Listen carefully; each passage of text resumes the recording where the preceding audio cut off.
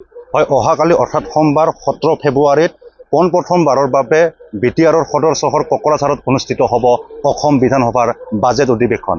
আৰু ইয়াকে লৈ ইতিমধ্যে দেখা পোৱা গৈছে বিটিআৰত এক উখল মাখল পৰিৱেশ। এই মুহূৰ্তত মই বৰ্তমান উপস্থিত আছোঁ কোকৰাঝাৰত থকা বডোফা নগৰ BTC সচিবালয়ত। এই সচিবালয়খন ইতিমধ্যে সুন্দৰকৈ ন-কইনা ৰূপত সজাই তুলিছে বিটিআৰ চৰকাৰ তথা বিটিআৰ প্ৰশাসন। এই মুহূৰ্তত মোৰ সৈতে উপস্থিত আছে বিটিআৰ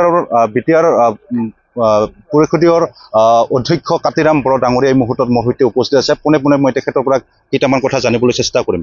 যিহেতু অহাকালিৰ পৰা অনুষ্ঠিত হ'ব পোনপ্ৰথমবাৰৰ বাবে এক ঐতিহাসিক দিন হিচাপে চিহ্নিত হৈ ৰ'ব এই কোকৰাঝাৰ চহৰ, কেনেকুৱা ধৰণৰ প্ৰস্তুতি আৰু কি ক'ব? অহাকালি যিটো 17 ফেব্ৰুৱাৰী 2025 আৰু 26 যি মানে অসমৰ যি বাজেট, এই বাজেটৰ প্ৰথম দিনটো ইয়াত মানে অনুষ্ঠিত হ'ব। ইয়াত আমি সকলোৱে জানো যে মহামান্য ৰাজ্যপালৰ যি ভাষণ, এই ভাষণেৰে বাজেট অধিৱেশনটো আৰম্ভ হয়। আৰু এই হিচাপে ইয়াত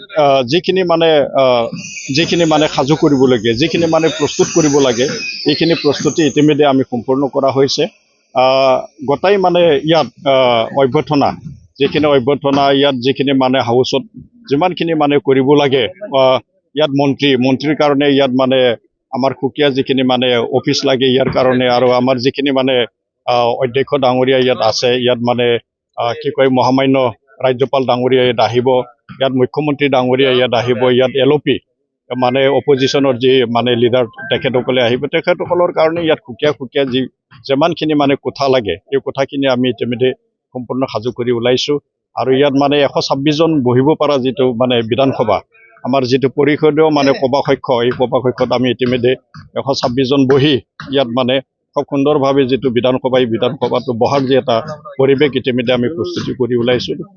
আমি যদি এটা কথা যদি ক'বলৈ যায়, যিহেতু আমাৰ ইয়াত ঐতিহাসিক এটা দিন হ'ব আমাৰ বিটিআৰবাসীৰ কাৰণে অহাকালি, তো ইয়াৰ কাৰণে সম্পূৰ্ণ মানে যি এটা প্ৰস্তুতি, এই প্ৰস্তুতিটো আমি চলাইছোঁ। এই যি বিধানসভা, এই বিধানসভাটো আমি ঐতিহাসিকৰ লগতে আমাৰ ইয়াত বহুত মানে সাক্ষী হৈ ৰ'ব, আমাৰ কোকৰাঝাৰবাসী, আমাৰ বিটিআৰবাসী ইয়াত সাক্ষী হৈ ৰ'ব যে যিটো মানে স্বাধীন ভাৰতৰ পিছত যিটো মানে অসম আমাৰ এটা ৰাজ্য, এই ৰাজ্যৰ যে মানে বিধানসভা, এই বিধানসভাটি দিছপুৰৰ বাহিৰত পোনপ্ৰথমবাৰৰ কাৰণে ইয়াত কোকৰাঝাৰত অনুষ্ঠিত হ'বলৈ লৈছে।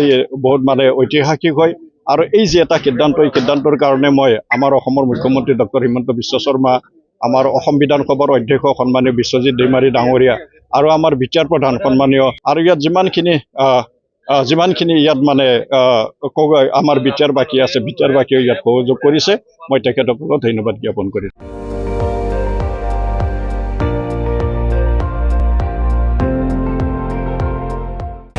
আপুনি চাই আছে ND24, সৰ্বশ্ৰেষ্ঠ নহয়, সৰ্বোত্তমৰ দৌৰত।